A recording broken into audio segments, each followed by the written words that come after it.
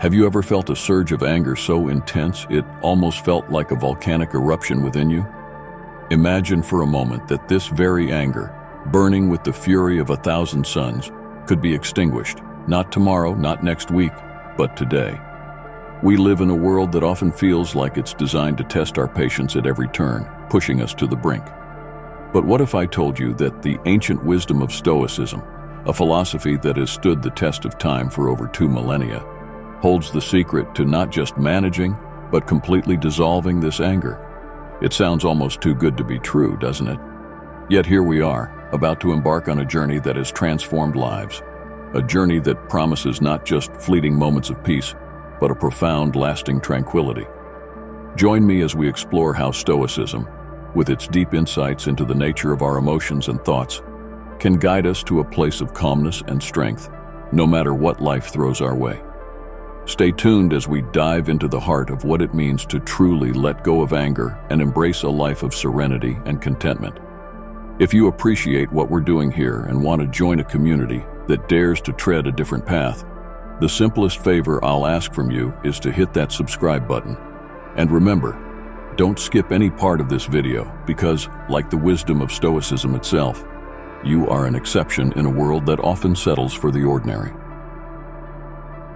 Lesson 1. The Hot Letter. The task at hand might seem simple at first glance, but it's deeply rooted in a practice that has been a source of solace and strength for many, including one of the most revered figures in history, Abraham Lincoln. Lincoln had a unique strategy for dealing with his frustrations and anger. Whenever he found himself seething with anger towards someone or something, he would retreat to the solitude of his thoughts, pen in hand, and pour all those tumultuous feelings onto paper. He called these his hot letters. He never sent them. Instead, he would destroy them, effectively allowing all those heated emotions to vanish into thin air, leaving no trail of destruction in their wake. So why are we starting here? With a task that involves writing down everything that makes us angry and then setting that list ablaze. Because there is profound wisdom in the act of letting go, a cornerstone principle in Stoicism. The Stoics teach us about the power of distinguishing between what is within our control and what lies beyond it. Our reactions, our emotions, and how we choose to handle them, those are squarely in our domain.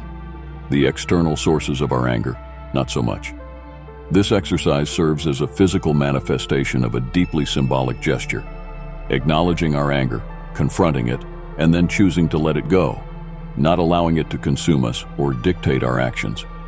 It's about taking a moment to reflect on what's been boiling beneath the surface, recognizing it, and then making a conscious decision not to let those flames spread any further.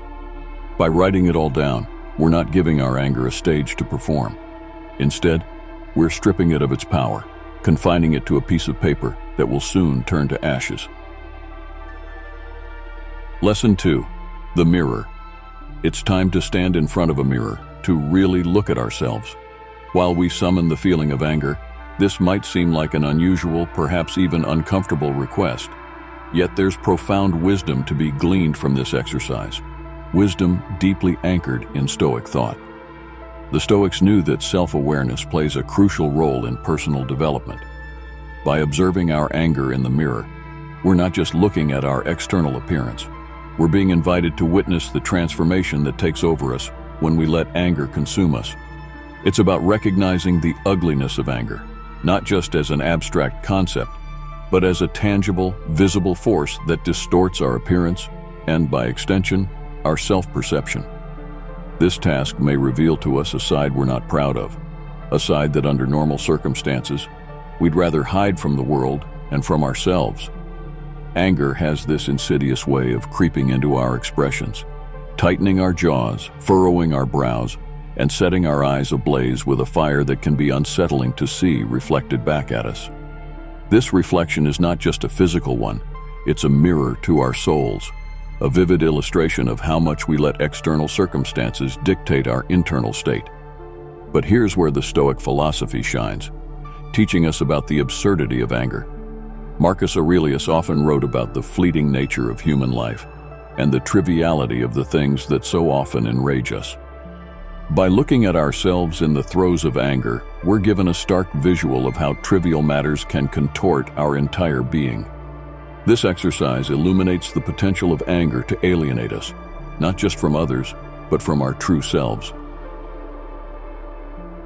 Lesson 3. Find somewhere beautiful. Marcus Aurelius often spoke of an inner citadel, a fortress of the mind that is impervious to the external chaos of the world. He believed that the greatest retreat, the most serene sanctuary, lies within our own minds, accessible at any moment regardless of our circumstances. This isn't about escapism or denial of the realities that confront us. Rather, it's about finding a place of peace and renewal amidst the tumult. The beauty of this concept lies in its simplicity and its profound depth. To find a place of beauty doesn't require us to book an exotic vacation or even step outside our homes. It requires us to delve into the depths of our own consciousness, to discover and cultivate a mental space where peace and beauty reign. This could be a memory of a place or moment that brought us joy, a visualization of a serene landscape, or simply a state of mind that we associate with calm and beauty. For some, this mental refuge might be a childhood memory of lying in the grass, looking up at a cloudless sky, completely at ease. For others, it might be the imagined sound of waves crashing against the shore, or the tranquility of a mountain summit above the clouds. The key is that this place, real or imagined, is ours alone, a sanctuary that we can retreat to whenever the waves of anger begin to rise.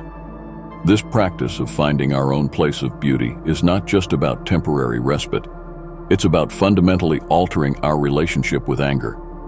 By consciously choosing to retreat to our place of beauty, we're exercising our ability to choose our response to the world around us.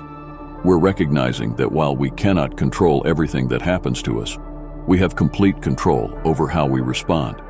And in choosing to respond with peace, with a retreat to beauty, we're embracing one of the core tenets of Stoicism, the power of our own minds to shape our experiences. Moreover, this exercise strengthens our ability to find beauty and peace in the external world as well. As we cultivate our inner sanctuaries, we become more attuned to the moments of beauty that surround us every day, the warmth of the sun on our face, the gentle rustle of leaves in the wind, the simple joy of a shared smile. These moments, though fleeting, remind us that beauty and peace are never far from reach, that they exist not just in the recesses of our minds, but in the fabric of reality itself. Lesson 4. The Art of Acceptance. At the heart of Stoicism lies the concept of acceptance, not a passive resignation to the whims of fate, but an active embrace of reality as it is, imperfections and all. The Stoics teach us that suffering arises not from the events themselves, but from our judgments about those events. It's not the rain that makes us miserable, but our desire for it to stop. It's not the traffic jam that infuriates us, but our insistence that things should be different. In the face of anger, acceptance is our most potent weapon. When we encounter a situation that triggers our anger, our natural instinct is often to resist, to push back against the reality of what's unfolding before us. But the Stoics invite us to take a different approach, to lean into the discomfort, to embrace the moment with open arms. This doesn't mean we passively accept injustice or allow ourselves to be walked over. Rather, it means we acknowledge the reality of the situation without allowing it to disturb our inner peace. It's about recognizing that while we cannot control the actions of others or the unfolding of events, we can always control our response. This concept is beautifully illustrated in the story of the Taoist farmer, a parable that has been passed down through the ages. In the story, a farmer's horse runs away, prompting his neighbors to lament his misfortune. "How terrible," they exclaim. "Perhaps," the farmer replies. The next day, the horse returns, bringing with it a wild stallion. "How wonderful," the neighbors exclaim. "Perhaps," the farmer replies. The following day, the farmer's son attempts to ride the wild stallion and breaks his leg. "How terrible," the neighbors exclaim. "Perhaps," the farmer replies. And so the story goes, with each twist and turn met with the farmer's unwavering acceptance of the present moment. In the face of anger, acceptance offers us a similar refuge. A refuge not from the storms of life, but within them. When we embrace the reality of the present moment, we strip anger of its power, robbing it of the fertile ground it needs to flourish. This is not a passive surrender, but an active choice to meet life on its own terms, with courage, grace, and an unwavering commitment to our own inner peace. Lesson 5. The power of perspective. One of the most potent tools in the Stoic arsenal is the power of perspective. The Stoics knew that our thoughts have the power to shape our reality, that the way we perceive the world around us determines how we experience it. In the face of anger, this principle takes on a special significance, offering us a lifeline amidst the storm. When we find ourselves consumed by anger, it's often because we've become fixated on a single perspective, a perspective that paints the world in shades of injustice and resentment. But the Stoics invite us to widen our gaze, to consider the situation from multiple angles, each offering its own unique insights and possibilities. This exercise is not about denying the validity of our own perspective or pretending that our anger is unfounded. Rather, it's about recognizing that there is always more than one way to interpret a situation. It's about embracing the complexity of human experience and acknowledging that the truth is rarely black and white. One powerful technique for shifting our perspective is what the Stoics called the view from above. Imagine, if you will, that you're soaring high above the earth, looking down at the world below. From this vantage point, the things that once seemed so significant, the traffic jam, the rude coworker, the missed deadline, suddenly shrink into insignificance. You see the bigger picture, the interconnectedness of all things, and the fleeting nature of human existence. This exercise can be profoundly liberating, offering us a fresh lens through which to view the world and our place within it. Suddenly, the things that once seemed so infuriating lose their power over us, replaced by a sense of perspective and equanimity.